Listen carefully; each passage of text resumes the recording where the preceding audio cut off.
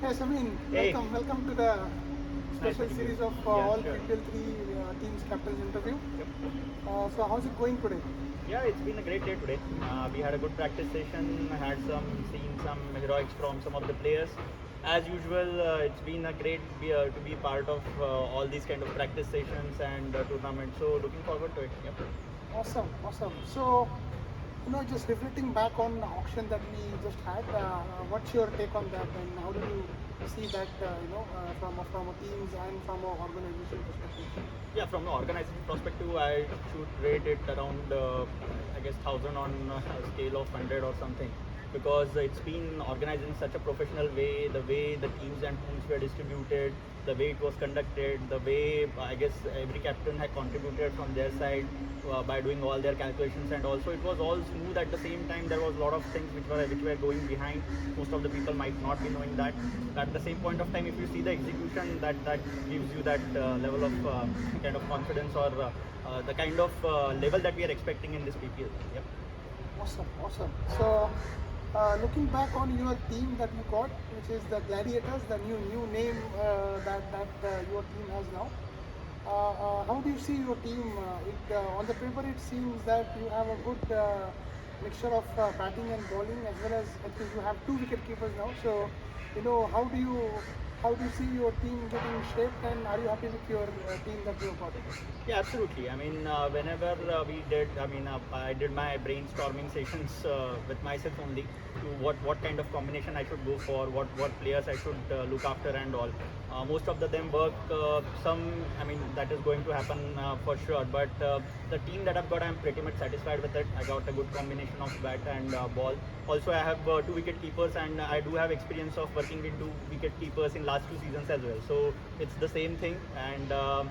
Yeah, I think going into the PPL with all the team that I think we have new zeal, new kind of all faces which are eager to win, and I'm sure we are going to get there. Yeah. Awesome, awesome. Good to see. Good to see that enthusiasm and energy. So just going back and reflecting on PPL 2 that just happened this year because of pandemic. It was supposed to happen last year, but it happened this year itself. So, what is your take on that? Obviously you reached the final. You were Yep. in good form, but somehow just didn't click in the finals. Yeah, I mean, see, if you talk about the game, it's all about winning and losing. It's all about what efforts that you put in, and I think we were quite satisfied with the kind of efforts that we did, the kind of practice sessions that we had with you in my team at that point of time. There were many people who took additional responsibility, especially you. So I guess the result always give you that kind of what I would say. Uh, Kind of confidence or that joy or anything, but more than that, I always looked after it as a kind of effort that we are going through, the kind of journey. We always focus on enjoying the journey, and I think we did that in last season as well, so we are quite satisfied with it. Awesome, awesome. So now, if you see the teams, right, and you're also part of the organization committee, right? We had this thought in mind that PPL 3 should be, game of equal teams, right? And Yeah. that's how we did the auction and ensured that teams are equal in terms of batting, bowling, fielding, and other strength, right? So, Yeah. from your point of view, who do you think is the best team now, and why? According to me, I would say each and every team could be best if they work on their strengths and all. If they work on their, capitalize on their strengths and work on their weaknesses.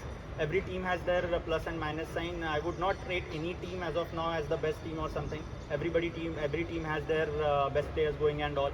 So going into the tournament, everybody must be having aim at the trophy, or they wanted to win and all.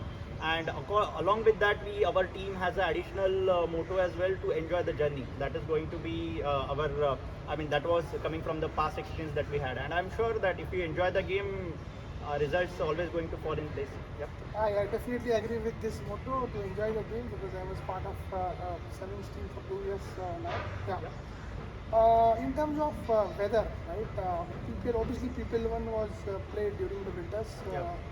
2019 November the month. Mm-hmm. PPL 2 was in hot summer, yeah. Mm-hmm. It Yep. was just the start of the summer and very hot. Right. But now again, PPL 3 is going to be played again during the winters, right? So Mm-hmm. how do you think that weather will play a part, and will it impact your strategies?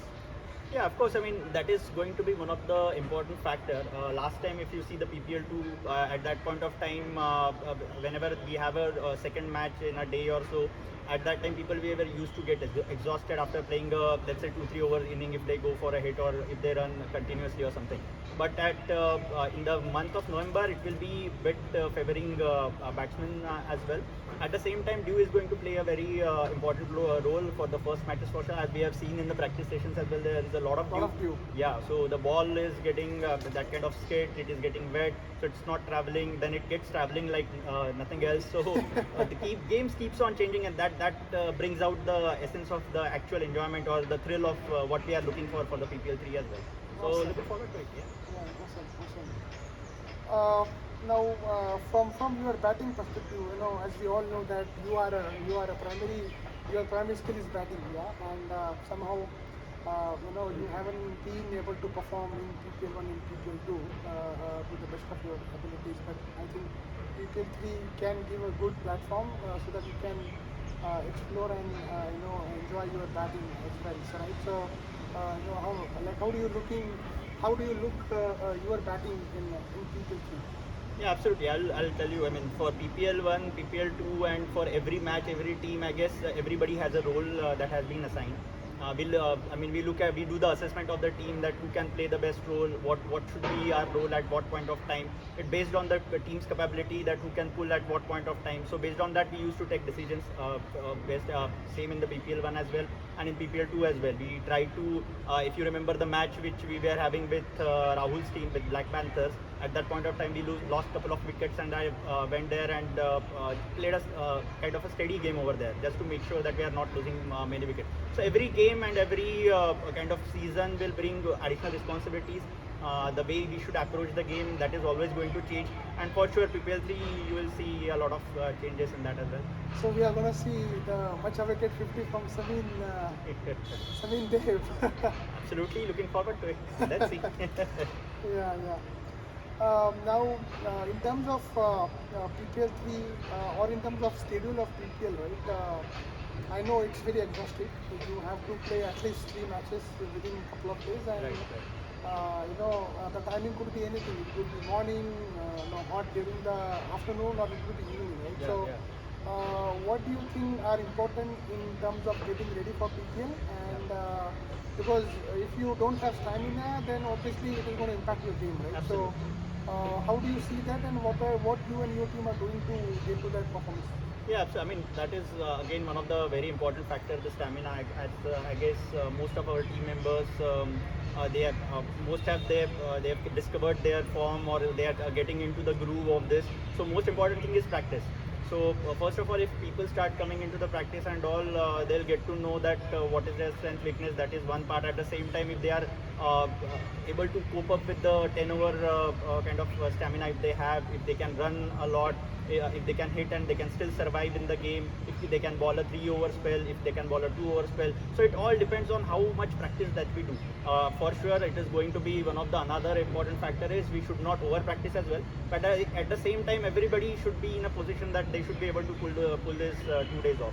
And I know after these 2 days what kind of physical the body shape that we all have and kind of medicines that everybody has to take. So it's better that we get into a group. Of course, playing just back to back in 2 days, it's going to be exhausting. But I guess this practice will surely prepare us for this game. Yeah. Awesome. And just going back to your batting, right?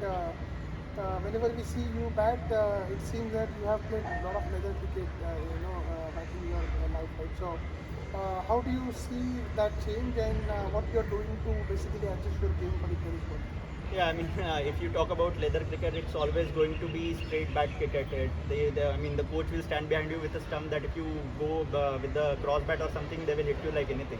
I mean, that is the kind of coaching that we used to get, and so I mean, that is the state of mind that I was coming from. But tennis ball cricket also requires some different way of approach to it. Of course, with the straight bat as well, you can hit sixes and all the shots that you have. It's all about choosing the right ball at right point of time and according to the position. The situation of the game. And I guess that is going to change our game for sure. Not only mine, I guess many of our team members who have played leather cricket and all, they are coming into this tennis ball cricket, hard tennis ball cricket, I would say. They are adjusting to it, and for sure by the time we have these games and all, everybody in their best of form, we can see the results. Yeah. Awesome, awesome.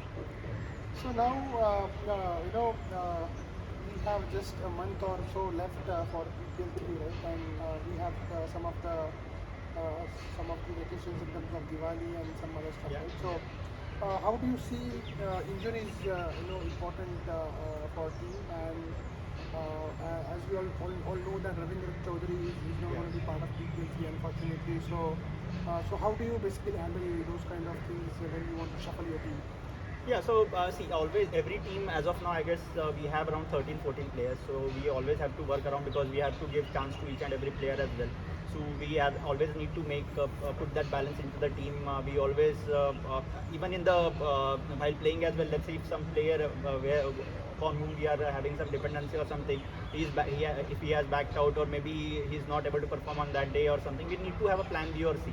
So on that way, we are also thinking, we are already strategizing on that front. What should be our plan B, C if that doesn't work out? If someone is going for runs or if someone is injured or something. So those all things are already in the our bucket list, and we are going to take it as and when it comes. But for sure, the plan is going to be there for each and every situation. As and when we progress, I think we should be in a good position by the time game starts. Awesome. Now, last question, Sameen. Explain PPL in 3 words. Okay, now PPL is full of excitement, but rather I would say how I would like to approach PPL in 3 words. 3 words. So first is the preparedness, second is the perseverance, and third is the patience.